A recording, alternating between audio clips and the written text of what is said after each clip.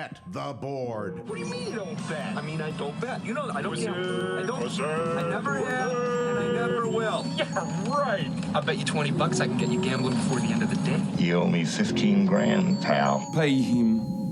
Pay that man his money. It's the Bet the Board podcast. God likes me. He really, really likes me. In the end, I wound up right back where I started. I could still pick winners, and I could still make money for all kinds of people back home. And why mess up a good thing? Here's Payne Insider and Todd Furman. Welcome into the Bet the Board podcast, powered by FanDuel Sportsbook. I am your host, Todd Furman, joined as always by my esteemed colleague and co-host, Payne Insider. But before we get to Payne, this is the perfect time to remind you to go to FanDuel.com/BetTheBoard. Take advantage of all the generous sign-up bonus FanDuel is bringing to you just in time for football season. Available to all new users on the sportsbook and casino side. Sign up, make your first deposit on FanDuel Sportsbook. Receive a site credit if you lose within 72 hours. But we know here at Bet the Board, our players don't lose, so you'll have that to jumpstart things. Promotion only open to individuals who are at least 21 years of age and physically present in states where FanDuel operates. And Payne, you know, we're not even into the heart and soul of the football season, and a little birdie told me you might be a little bit under the weather, not quite operating at 100% capacity this morning. Survive in advance. That's what this is about. So we are here, and we're talking AFC South. I'm just trying to figure out if the actual digging into the AFC South is what caused me to be a little bit under the weather.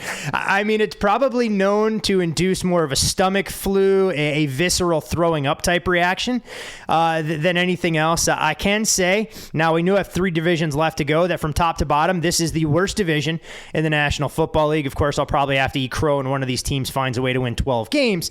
But at the same time, the Houston Texans, Jacksonville Jaguars, yikes. And we'll see what we get from the top of division in the Indianapolis Colts, and of course the Tennessee Titans. But because you're a little bit under the weather, we'll save that breath on useless banter, and we'll get right into the teams themselves. But before we do so, you want to offer up a friendly reminder for a contest that continues to grow by the day. Over 1,000 entries already. Go to bettheboardcontest.com. It is our annual NFL Pick 5 contest against the spread every week. There is a winner as well as some season-long winners, $6,000 prize pool. So bettheboardcontest.com. Sign up. Make sure you follow all the rules so you're eligible for prizes. And I think at this pace, could have over 3,000 entries. That is the goal. We want to have the biggest and best contest to date. And if you happen to miss any of those details that Payne shared, follow the Bet the Board Twitter feed. You'll see all the rules and regulations there. Payne and I continue to retweet it up until kickoff of opening weekend, so encourage you to do that. But let's kick things off, and this may be more of a 2-minute drill as we go through the division in alphabetical order, starting with the Houston Texans, who find themselves listed at a robust 23-1 to win the division. Their win total at FanDuel Sportsbook sits at 4. You do have to lay $1.20 should you want to go under. It's amazing. When you look at the Houston Texans' overall profile, just a year and a half ago, this very franchise had a 24-7 lead over the Kansas City Chiefs in the playoffs. We were all talking about them maybe getting to the AFC Championship as a Cinderella, and here we are, a franchise completely in shambles, most likely without a franchise quarterback, and really lacking direction. When you look at the Houston Texans, worst record against playoff teams last year, 0-10, and this is despite Deshaun Watson putting up gaudy numbers. But Payne, rather than break down what the Texans don't have on either the offense or defensive side of the ball, should we attack the coaching hire where David Culley takes over as the oldest first-time head coach after 27 years of serving as an NFL assistant? I'm not really sure what's going on with the organization. And we're seeing the market react in a strong manner. I mean, this total has been blitzed from under 5, and this morning you look some places and it's 4 under -25. So like 3.85 is the win total here. So there isn't a lot of confidence in the Texans. And, you know, you start to look at what this roster is, and it's tough to find wins on the schedule with who they're going to be trotting out there. I mean, we talked about Deshaun Watson and how fantastic he was. Over the last 5 decades, 7 quarterbacks have had as good of a season as Deshaun had last year, and they finished with a losing record. Only 7 quarterbacks in the history of this league have played as well as Deshaun Watson, and their team finished with a losing record. So, and Deshaun Watson's Texans last year, that was the worst record of any of those quarterbacks. So it really just shows how talent void this roster is. And somehow you mentioned the new regime bringing in an old coach in Cully, but the organization really doubled down on that approach. And they've managed the impossible, really, of having the oldest roster in the NFL with below average cap space. It's not a good combination. And so, you start to look at the 4 wins last year and how they achieved it, and it was still an offense that was above average in efficiency, 13th. And now you have this massive downgrade at quarterback. And, Tyrod Taylor is what he is. He's 32, and the best attributes about him are his athleticism, his quickness, how fast he is. But at 32, those have all diminished, those things. And so this is just a monster downgrade. You do look at the schedule of defenses that the Texans will play. It's bottom 6 overall and against the pass. So there is some hope there, I guess. Defensively, that is going to still be a problem. You're looking at a unit that finished 30th in efficiency. The schedule of offenses this year are going to be really good. Going to be hovering around the top 5 rate in basically overall efficiency, passing offense, all of those key areas.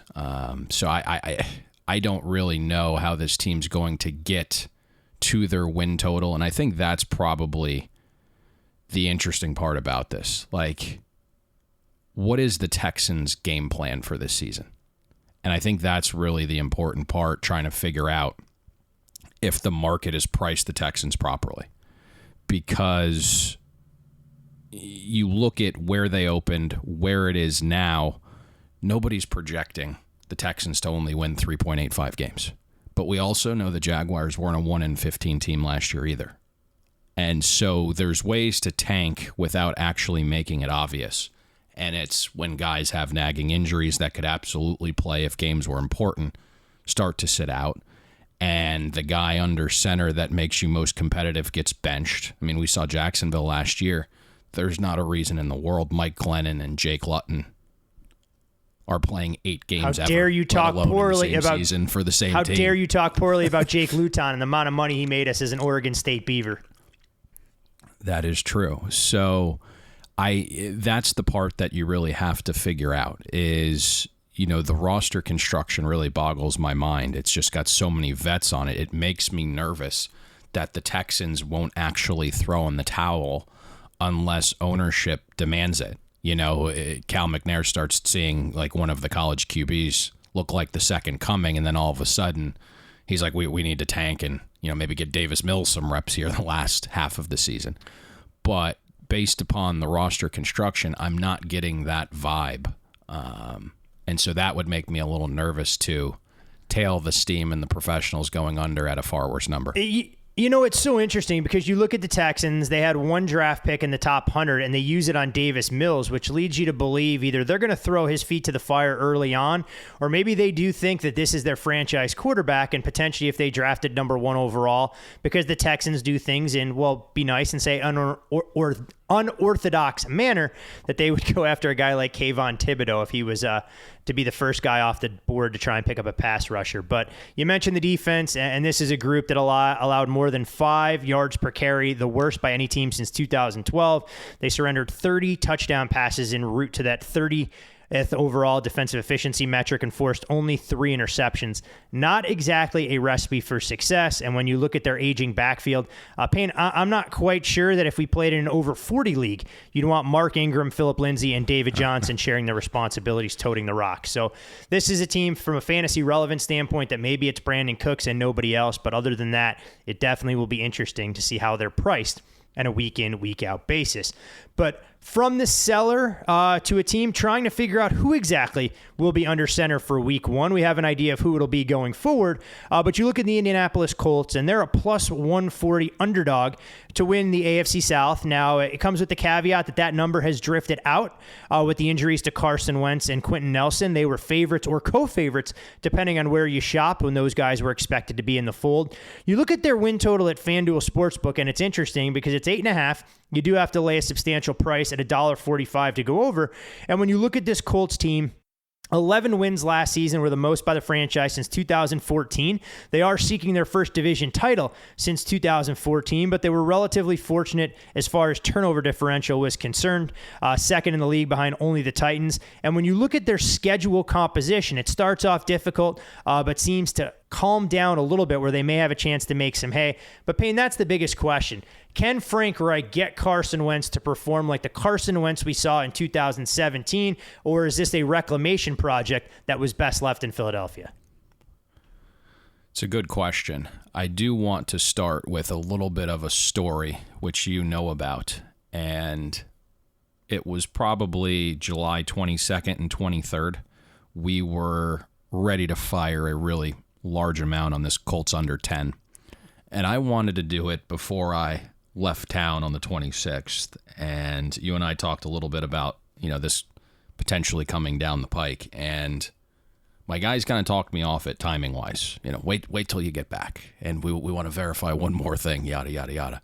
And I'm on vacation, and I see the Schefter tweet hit my phone about Wentz and Nelson going down, and I think no less than 12 cuss words were spewed in public. I think people thought I had Tourette's. And so now you're looking at the market basically like 8.6 when you factor in the VIG. And the reports of Wentz and Nelson appear to be on the early side of the 5 to 12 week timeline. And so I'm almost getting intrigued by the over now.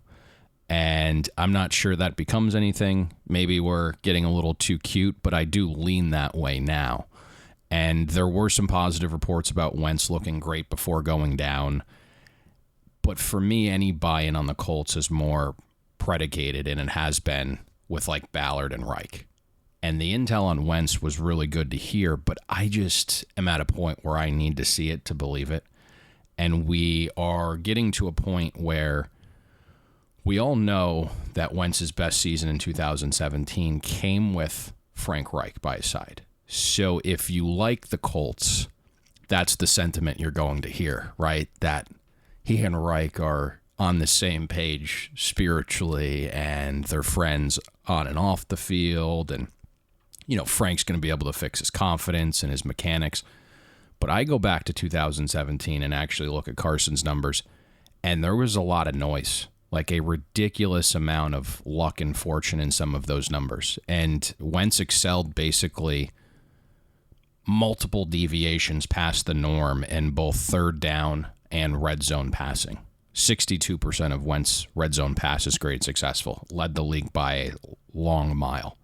If you remove the variance areas of red zone and third down, Wentz went from the second best quarterback in EPA per play to 23rd. And since 2017, Wentz is 27th in adjusted yards per attempt, factoring in opponent. Only Andy Dalton, your boy Maserati Mitch, and Sam Darnold are worse over that stretch. And so when you really go and look at Wentz, he's been average to bad every year of his career if you remove the red zone and third down metrics from 2017.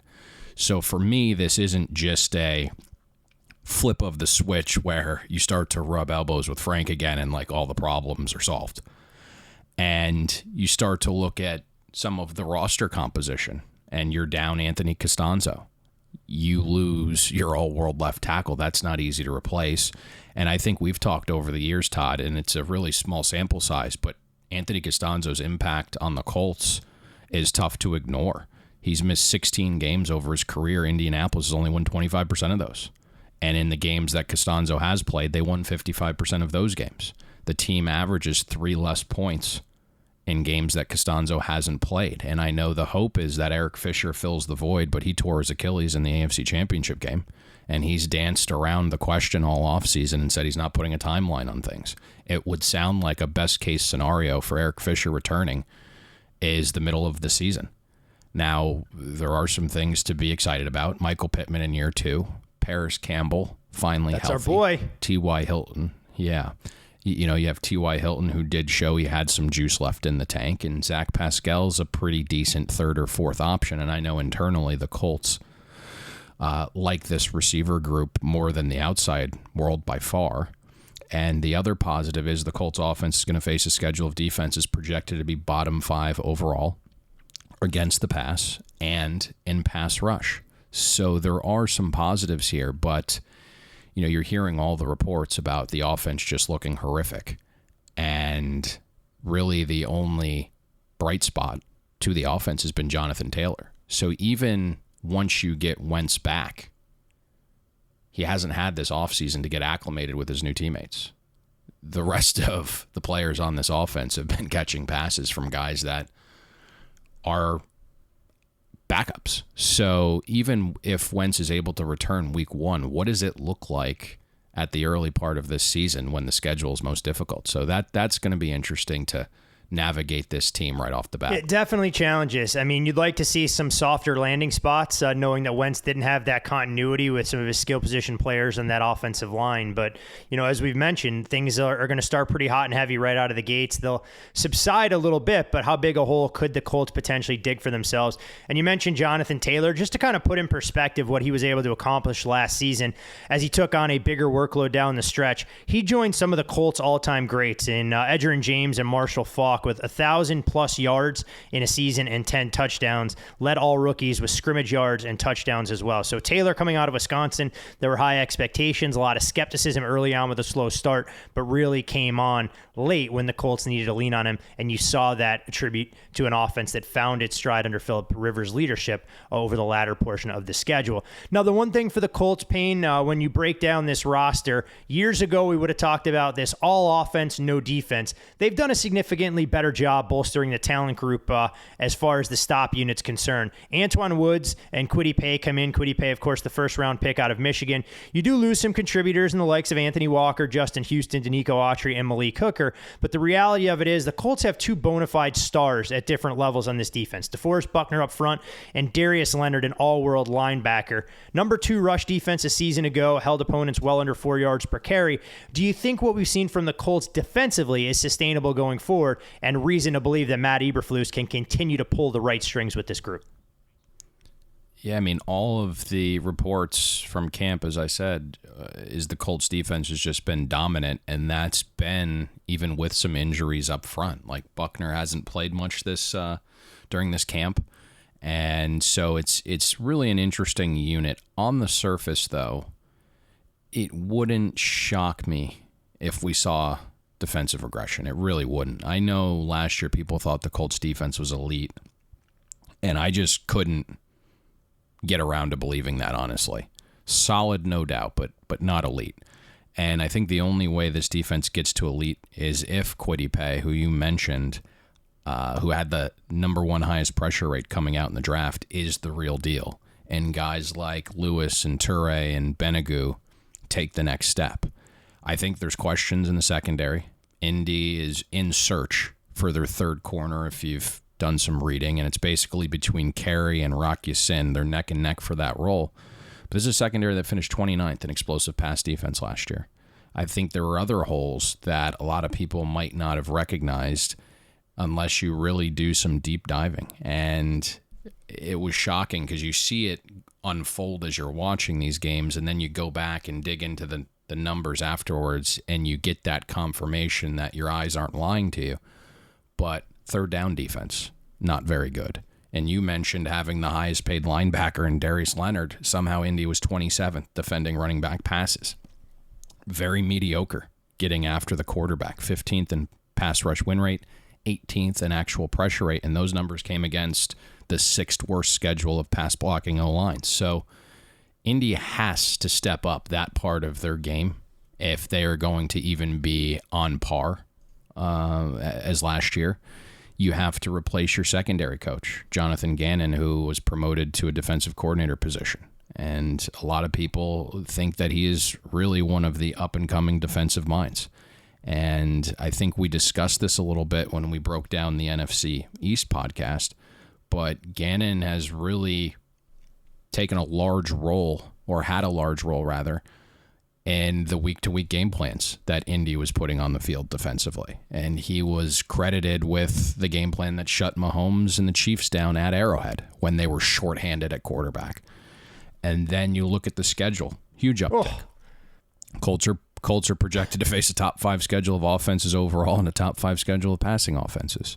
And last year, if you remember, we were kind of telling people like, hey, the defense is doing really well to start the season, but kind of just hold off and wait until they start facing some actual decent quarterbacks. I mean, they started the season last year facing Gardner Minshew, Sam Darnold, Foles. You had a rookie in Joe Burrow. You got Baker Mayfield before he was actually playing well and acclimated to Stefanski's system. The best quarterback that Indy faced the first 7 weeks last year was Kirk Cousins.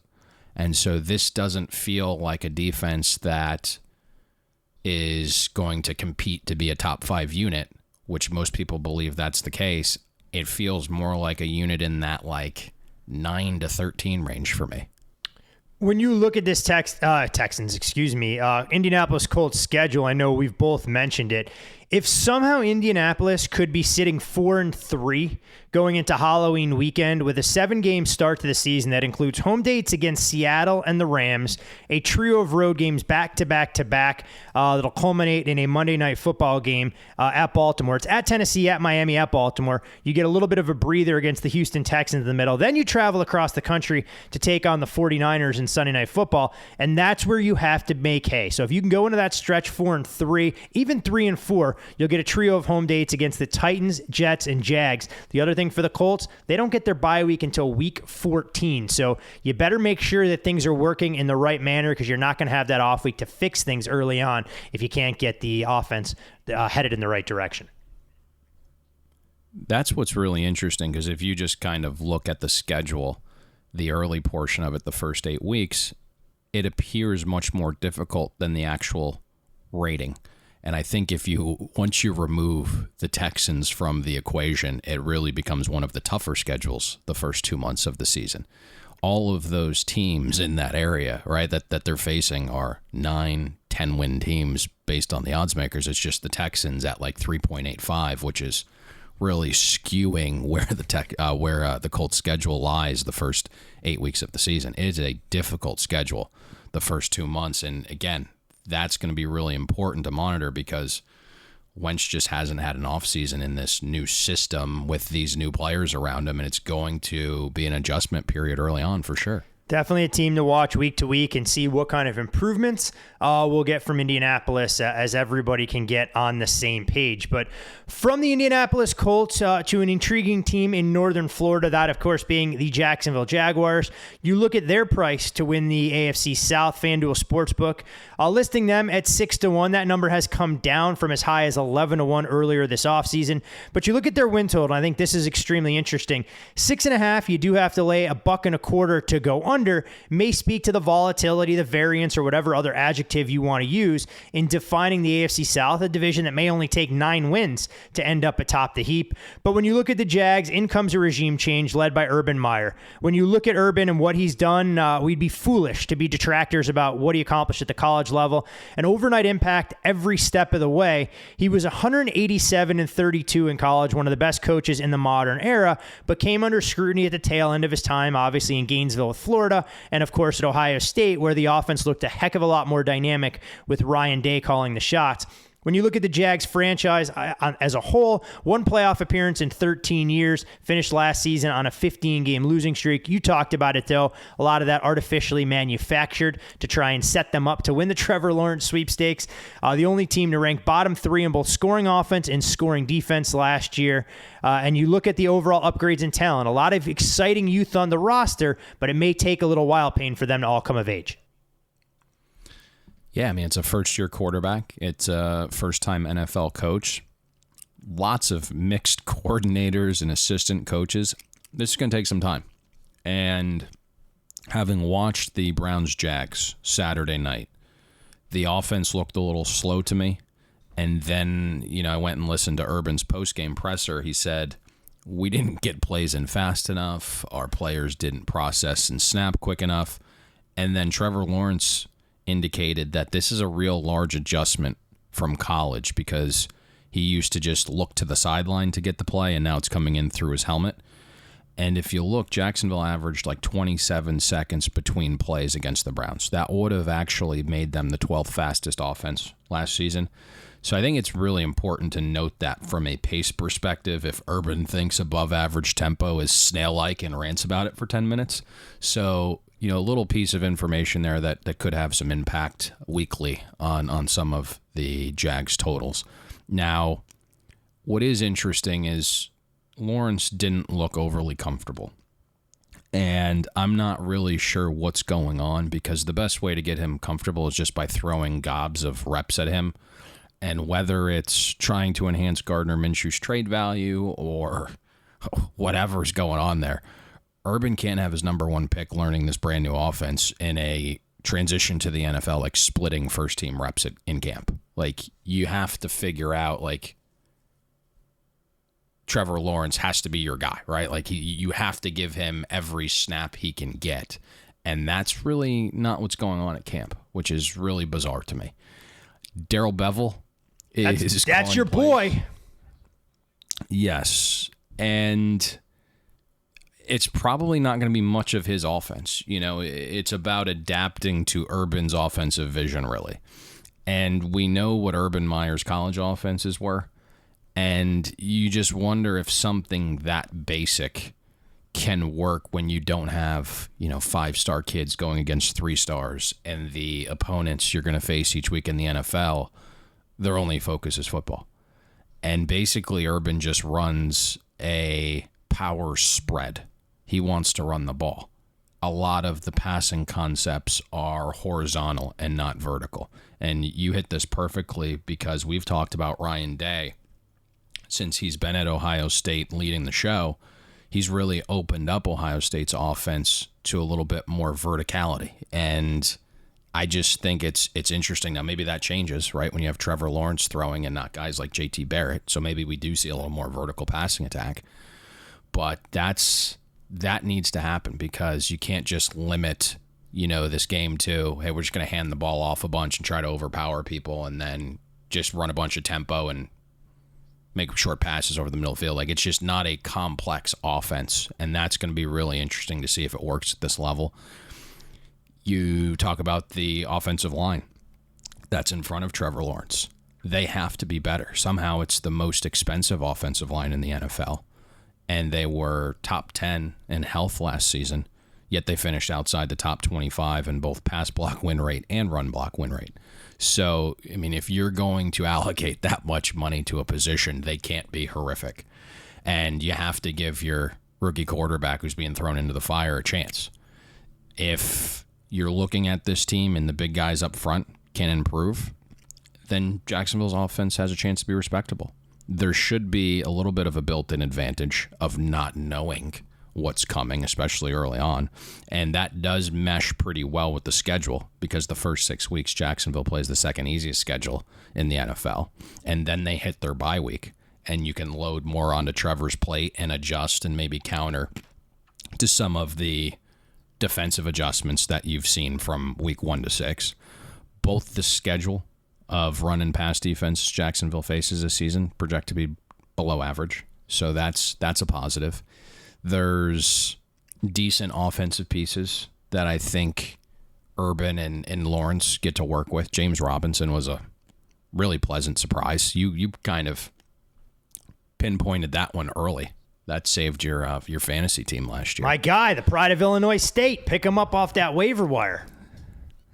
Right before the season, too, Yep. I think. Had him pretty much from start to finish. He definitely paid dividends, that's for sure. Yeah. So, that was a guy who had over 1,400 scrimmage yards through 14 weeks, the most in NFL history for an undrafted rookie. And if he didn't sustain an injury and miss the final few weeks, he would have blown through the rushing record, too. Marvin Jones was a fantastic value add. 2 years, only $9 million guaranteed. He was top 20 in value above average receivers. DJ Chark had a breakout year in 2019, went over 1,000 yards with 8 touchdowns and a 2% drop rate on 114 targets. So I know he's working his way back from a broken finger. Urban Meyer claims he's going to be ready for week 1. That will be interesting to monitor if you can get a bounce back from him. He's been pretty open in saying that he got frustrated last year with the team's success and it impacted him personally. And he claims he's in a better mental space now. And again, like, who can blame the guy? For 8 games, he had Mike Glennon and Jake Luton throwing him the ball. So, again, more Jake Luton shots. Christ almighty. Show the guy some mercy here, Payne. You also have Chenault, who had a really good rookie season, considering the circumstances. And maybe he plays a little bit more in the slot. Only played 28% of snaps there last year. But if you have Chark and Jones outside, Chenault will have to adjust. What's interesting, though, before I kind of end this, is that digging into some of the historical data, since 2000, there's been 13 college coaches making the transition to the NFL for the very first time. Urban Meyer's number 14. And of that group, only Nick Saban with the Finns, Jim Harbaugh with the 49ers, and Chip Kelly's Eagles have produced a better than average team by the metrics in year 1. The other 9 coaches have fallen about 10.5% below an average football team in year 1. So it's something to think about that, running an elite college football program and trying to do the same thing at the NFL is really freaking difficult. It's virtually a different game altogether. Yeah, and layer into that, you don't have a veteran quarterback either to lean on his experience in terms of getting the team in and out of the huddle and creating some of that locker room leadership. We know Trevor Lawrence will get there, but asking that of him in his first season might be a bit much, as Andrew Luck was actually the last rookie quarterback to post a winning record in his first season. The last Jaguars quarterback to go to the Pro Bowl, you ask? The pride of East Carolina, David Garrard, back before 2010. Now, defensively, Payne, when we look at the Jags, 31st in scoring and total defense. They gave up more than 400 yards in 10 of 16 games. I mean, they weren't able to get to the opposing quarterback, and they couldn't stop the run. That's not exactly a great combination of things to be able to do defensively. What I was surprised by looking at the roster, that Myles Jack is the only player that remains from that division-winning defense back in 2017. Now, there's a lot of young talent to get excited about, whether it's Chase out of LSU or Josh Allen, need to be good edge rushers. This defense still seems to be at least a year, if not longer, away from moving into that top half of the league. The bar is real low here, and you mentioned they finished 31st in defensive efficiency overall. Urban made a good hire here. He brought in Joe Cullen to be his DC. He's been the Ravens D-line coach the last 5 seasons, so the pedigree is there. There's a couple nice front 7 pieces talent-wise, and you mentioned many of those guys, Josh Allen and Myles Jack and Chasen. I think the question is, can Cullen get those 3 guys' production levels to match the talent? And I think Josh Allen has the potential to be great. It's going to be a big year for him. Myles Jack has never been elite, though. And the guy largely responsible for having Jack last year with this massive turnaround in production was Joe Schobert. He basically allowed Jack to be more free-flowing and make plays sideline to sideline, and Jacksonville just traded him away to Pittsburgh this week. Chason is interesting. He's nothing but really raw talent at this point. He doesn't have a natural position. He was better in coverage and creating pressure, but was still below average in both. He was horrific holding up at the point of attack and tackling. He doesn't have a ton of bend, so he really, didn't materialize into a natural pass rusher. Jacksonville, I think, is going to find out pretty quickly if he's part of the rebuild or not. But you do get Chasen removed. Like, this is now, 2 years removed from the ACL tear, so maybe that helps. The secondary was a bit of a mixed bag last year of really young guys or old players just hanging on, and not a good combination, especially when they were facing the 3rd toughest schedule of offenses last year. Jacksonville finished 30th in defensive pass efficiency, 25th in explosive pass defense. It just wasn't good, And I do think there is some level of hope in the new system that it being more aggressive might help across the board. But even with the improved talent and some of the scheme shifts, I'm not quite sure there's enough talent here. The schedule won't be as difficult this season of passing offenses, which is good. CJ Henderson, I must like him more than Jacksonville does because he's being shopped around already. The Saints have called multiple times about him. He was the 9th pick. Only played 8 games last year. I can't figure out how they wouldn't value him, but I guess maybe it's a scheme thing. The Jags signed Shaquille Griffin and Rayshon Jenkins to bolster the secondary, and then with the 33rd pick, took Tyson Campbell out of Georgia. There has been some hinting from Joe Cullen that he is going to basically become Baltimore Jr. with how they operate defensively, and there's going to be a little bit of a transition to a 3-4 scheme. So the corner position, like I don't know why you would attempt to get rid of CJ Henderson because your corners are going to be asked to hold up one-on-one. And I would expect a ton of blitzing. Baltimore is a defense that finished number 1 in blitz rate the last 3 seasons, so expect Jacksonville to look something like that. It was funny watching the preseason game. It was almost like, even though the Browns weren't playing their starters, Stefanski and that coaching staff were so sharp and smart that they actually game planned for a ton of pressure. So I know you were at the Raiders game, but just a ton of screens early on to negate that pressure. It's like they knew what Joe Cullen wanted to do, and in a preseason week 1 game, they'd kind of schemed for it, which is really funny. So, I expect Jacksonville's defense to look something like Baltimore's, just in the scheme and what they want to do. Now, the talent isn't quite there.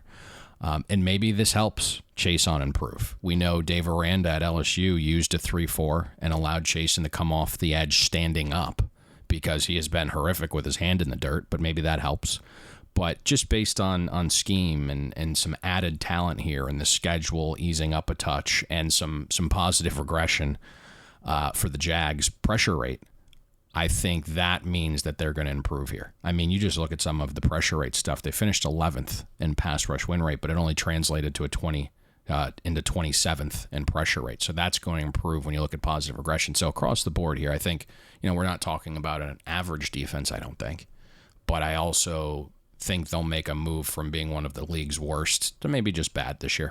Should be an interesting team to watch. We know a lot about the star power that's there. I think they're going to have a ton of eyes and expectations with Urban Meyer at the helm, along with the number 1 overall pick in Trevor Lawrence. It may not show up as early as week 1, where the Jags will be in the unenviable role of having a first-year head coach and a first-year starting quarterback as a road favorite, even against the Texans. But we'll see how things manifest the deeper we get into the campaign.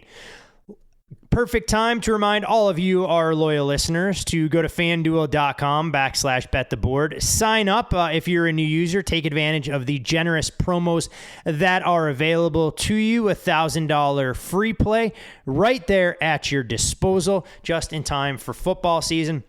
Also, follow the podcast at Bet the Board Pod. All of the details about joining the Bet the Board football free roll right there and readily available for you. Make sure you're adhering to all of those. So should you win a week, and you can take home the swag pack or finish atop the heap and take home the prestigious Bet the Board trophy. No greater accomplishment in all of handicapping this fall. You, of course, can follow Payne on Twitter at Payne Insider, and I am Todd Furman. Follow me there as well. Payne, when we look at the Tennessee Titans, they are now the favorites to win the AFC South at minus $110. You look at their win total, it's 9 at FanDuel Sportsbook. Shaded to the over at minus $1.50. There are some 9.5s out there where you can go under. When you look at the Tennessee Titans resume from a season ago, they won 11 games and the division title for the first time since 2008.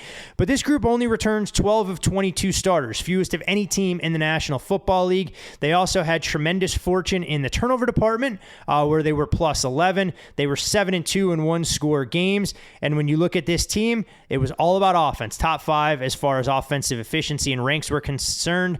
Bottom 5 defense, and the same can be applied to their red zone metrics. In is Todd Downing for Arthur Smith, who departed to take over as head coach of the Atlanta Falcons. Shane Bowen takes over as defensive coordinator. We'll get to the Titans defense in a second. But when you look at this offense, Payne, we know the big headline acquisition was Julio Jones. For me, I look at a team that lost Corey Davis, lost Adam Humphries and Jonnu Smith, and say that Julio Jones and Jazz Reynolds may not be an upgrade when you consider that Julio has been far from truly elite over the last couple seasons. But all that being said, you can't argue how much different that Falcons offense looked when Julio was out there compared to when he missed extended periods of time. You know, the Titans are one of the world's largest anomalies right now.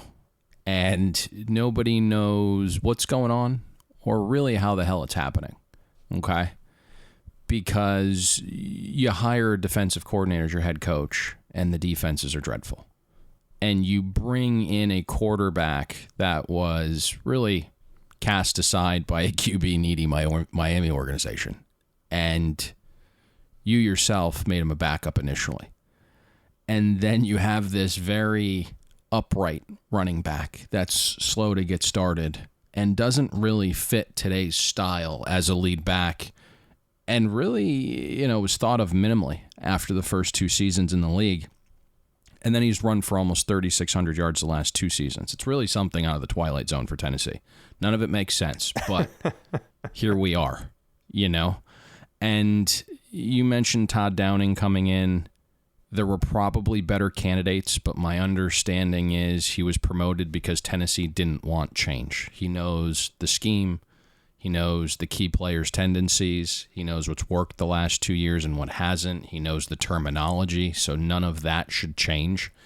You just hope the play calling is on par of Arthur Smith, because when Downing was calling plays in 2017 for the Raiders, he used the 3rd lowest play action rate in the entire league. Ryan Tannehill has been mostly successful throwing with play action. The Titans used it on almost 37% of passes last season. That was a league high rate. And you just look at how much better Tannehill is with play action. I mean, yards per attempt, ADOT both increased more than 2.5 yards with play action. His passer rating was 110. So, you know, Downing can't really deter too far from what's made the Titans offense successful, and that's just a lot of play action. So hopefully he's cognizant of this, he understands it, and he changes his ways, even though that might not be the style of offense he wants to run. The other element here is Derrick Henry. And even if you're the biggest Titans fan, I mean, 2,200 scrimmage yards, you can only go in one direction, okay? And the fact that Henry's had 827 touches the last 2 seasons, including, you know, you had 2 playoff runs in there. I mean, just, I don't know if the body at this level can handle that kind of beating, you know? 396 of those touches were handoffs last season. And if you look at some of the historical data of running backs that have carried the ball at least 370 times and how they perform the very next season, it's not very good. And you can see injuries start to creep up. The amount of carries year over year on average has shrunk 43% due to injuries following the season of 370 carries. In terms of production, this is really scary because the number just sinks. If you look at defense-adjusted yards above replacement, the year running backs have 370 plus carries.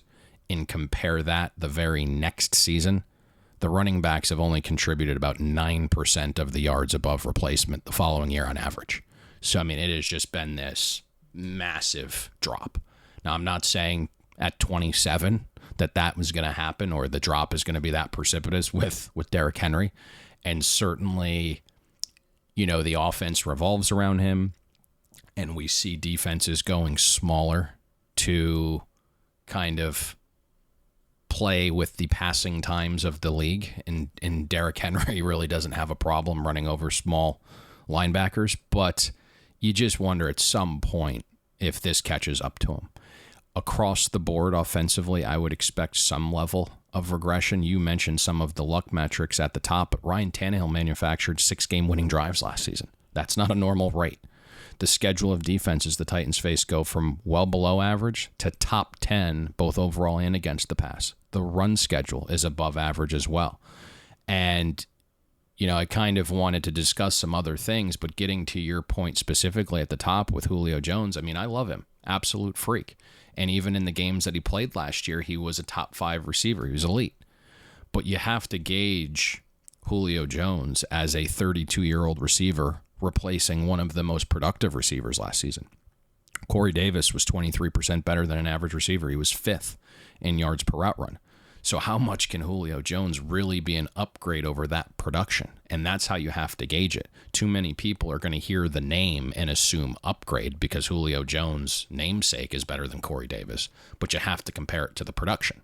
And so for there not to be a drop-off, Julio's got to be top 5. And that's a really high bar to clear here. So I am kind of sharing the same sentiments as you when it comes to what Julio Jones is at 32. I think he's still fantastic. But for there not to be drop-off, I mean, he's got to be elite.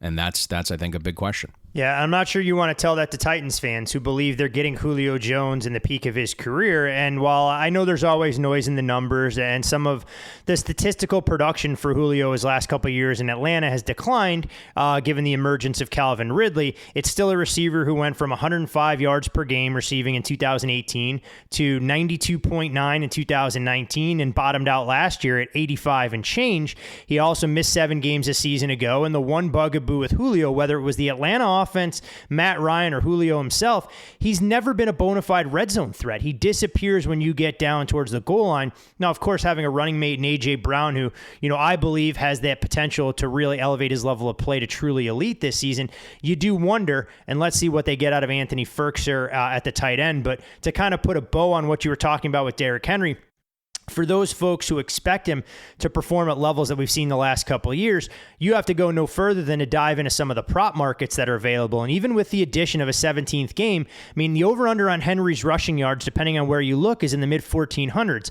Of course, there's a caveat built in there that you have to account for injury and such. But if Derrick Henry only has, 14 to 1,500 rushing yards this year, where do the Titans go to pick up that rest of the productivity? I don't think Darrington Evans is that same kind of back. So all things to consider when you look at the Titans offense, knowing how well they performed in the red zone and such, and what will be expected of them, because Payne, it's a defense that's going to be completely remade. In comes Bud Dupree off of a torn ACL from Pittsburgh to help bolster a pass rush that was non-existent. They spend some money in the secondary with Janoris Jenkins. They draft Caleb Farley. You bring in Danico Autry, Elijah Molden, and Amani Hooker. Apparently Hooker is the guy that's really getting rave reviews so far in camp. You lose Jadeveon Clowney, Malcolm Butler, Adoree Jackson, who I think you and I played as many games as members of the Titans as Adoree did in that secondary, along with Kenny Vaccaro. But again, you mentioned it. You were the first one to bring it to my attention, years ago. When a team doesn't do what a head coach is brought in to kind of put his fingerprints on, it's an immediate cause for concern. And the Titans last year defensively, I don't know if there's enough time to go into all the metrics where they were in the bottom of the barrel as far as how that unit performed. Well, they keep making the playoffs, and the offense has been elite, so Vrabel's been getting a pass. But I think we've made our feelings known, and I would even go as far as saying we started the movement on Vrabel's defense as being extremely underwhelming. And with Vrabel in Tennessee, he's never had a defense finish above average in efficiency. 18th, and 29th. So if it's not for hitting the lotto with Tannehill and Arthur Smith and Henry, basically simultaneously, like Vrabel's probably a coordinator somewhere. Now, the defense has a chance to improve. And give Vrabel credit, he's at least willing to acknowledge the downfall because you bring in a new defensive coordinator and there's probably going to be 5 new starters. And there was a lot of change this offseason. There are some nice pieces. It's just a matter of health. Bud Dupree, we outlined his effectiveness on the AFC North podcast, but I mean, this is a guy who had the fastest get-off time of any defender. And in games where he did not play, his running mate, TJ Watt's pressure rate dropped to 10%. So Dupree was fantastic last year, top 5 in disruption rate. If he can mimic that type of season again, it's going to go a long way to improve the Titans' defense. But he's 8 months removed from ACL surgery. He's still not a full participant at practice yet. So you got to monitor that. And if you've heard Bud's comments in the press, it's basically like he is ready to go, but the team's holding him back. Now, that's a positive sign that he's ready to roll and he's not wearing a knee brace, but we'll see if he can be as effective. And then you do get Jayon Brown back, which is huge. He's going to be healthy now in the middle of your defense. He was solid in pass defense, top 25 in yards allowed per coverage snap at the linebacker position. Danico Autry, I think, is a solid piece. Nothing elite, but a plus defender, and I think moving him inside only helps. He's not a true end, which is where the Colts played him a lot last year. But if you can slide him right into right next to Jeffrey Simmons, I think that will help him. And then they threw a bunch of bodies at the cornerback problem. And that's still the question mark, because I don't know what Janoris Jenkins is at 32. He's probably still a plus defender, but there were times last year where he would get beat. Caleb Farley is the first rounder from Va Tech. He's dealt with a bunch of back injuries. He's still working his way back, but if he's healthy, he has a chance to be solid. And, there's still some question marks, I think, and there's going to be a reliance on guys that are either coming off injury, haven't proven themselves, or are getting up there in age. But it's impossible not to improve. And I think the ultimate question becomes is if the defense improves by 15 or 20%, but the offense regresses by 15 or 20%, and we know offense is far more valuable overall, the Titans are still going to regress as a team. The problem is, Todd, when you attempt to potentially fade the Titans, what makes you nervous in division? And that's really the issue on why we haven't attempted to fade them yet and go under the 9.5, because Jacksonville, even though they took some money from pros over 6, and that's why they're at 6.5, we're starting to you get a first glimpse of that offense. And I know it's the first preseason game, but it didn't really leave you warm and fuzzy. And then you've had the Colts injury issues, and we were initially going to fade them. And then you have Houston. So it's really tough to attempt to make a case, even though the Titans are going to regress. It's just a difficult way of figuring out how to fade them, but I think probably week to week might be the best way to go about that. Hey, I mean, that's the great part about the betting market is you can have strong sentiments about a team's overall outlook for a season and bet their win total over under. You can try and attack the divisional markets. But if you feel there's going to be some variance and volatility, that's the great luxury we have as bettors that bookmakers don't, where you're going to get ample opportunity to bet on or against some of these teams.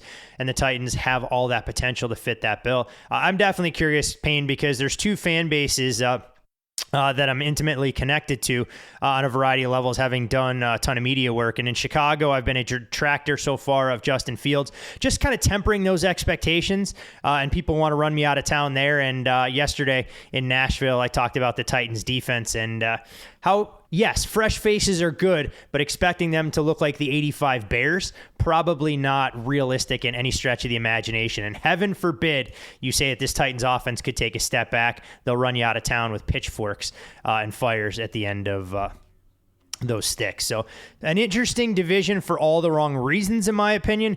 Clearly someone's going to have to win it, and we'll figure out exactly what these teams are on a week in, week out basis.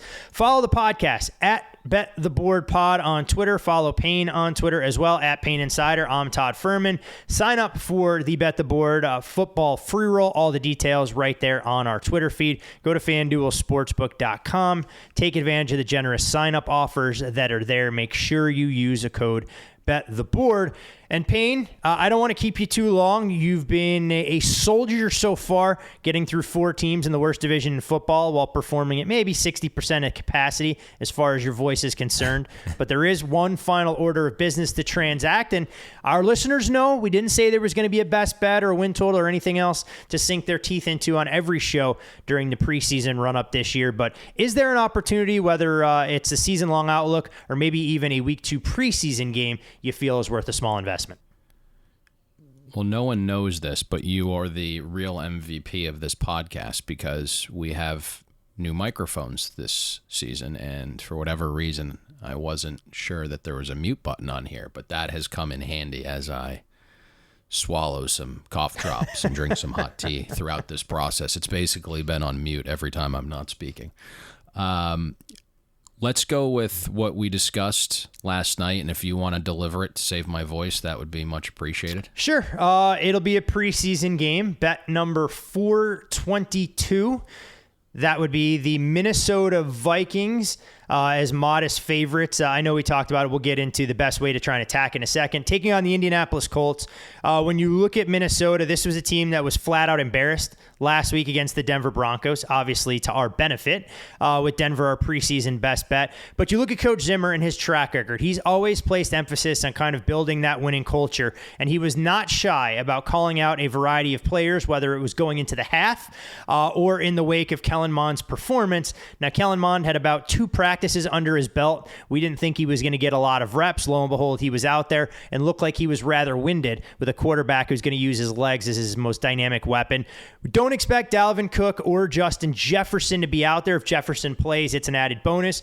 But all speculation is that Kirk Cousins is going to be out there for at least a handful of series amid all of that controversy, that it could be big for his confidence building going forward. And defensively, hey, look, this is a Vikings team that's going to be better this year. They didn't play anybody last week. Anything would be a significant upgrade. But Payne, more importantly, the Colts are going to go with your boy, Sam Ehlinger, in the first half. Let's build a nice 3-touchdown lead before Jacob Eason tries his best to bring the Colts back from the abyss.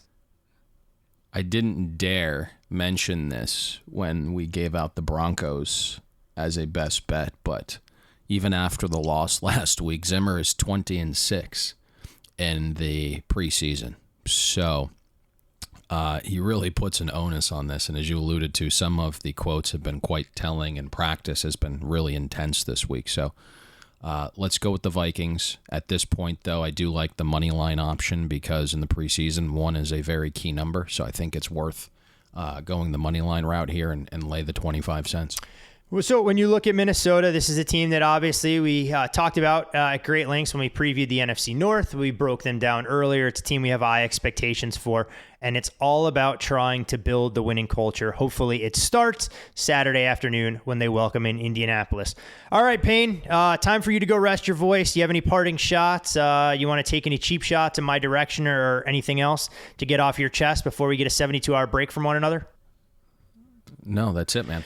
Minnesota Vikings, your Bet the Board podcast best bet for this, your AFC South preview. Best of luck with all of your wagers this weekend. We'll be right back here with you Monday, previewing yet another division on our march to the start of the regular season.